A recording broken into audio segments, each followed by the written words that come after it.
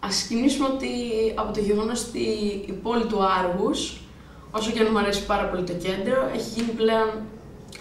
ένας πάρα πολύ μεγάλος κίνδυνος, σαν μια μαύρη τρύπα που ουσιαστικά ανά πάσα στιγμή μπορεί να προκαλέσει οποιοδήποτε πρόβλημα. Χτες, ας πούμε, έτυχε να πάω φροντιστήριο και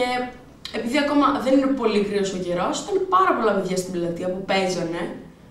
και γύρω-γύρω, επειδή είναι και στρογγυλή η πλατεία, υπήρχαν πάρα πολλά αυτοκίνητα. Και περνώντας από το απέναντι πεζοδρόμιο, έτυχε ένα παιδί να πεταχτεί στον δρόμο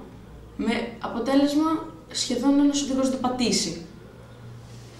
Νομίζω πως κάτι τέτοιο είναι τρομερό ανυπόφορο όχι μόνο και για τους κατοίκους, αλλά και για πιο, ας πούμε, όχι για τους κατοίκους, τους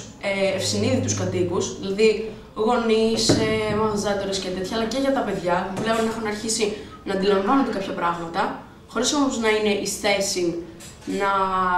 μπορέσουν να αντιληφθούν το ότι αν πεταχτώ στο δρόμο θα με πατήσει το αυτοκίνητο. Νομίζω πως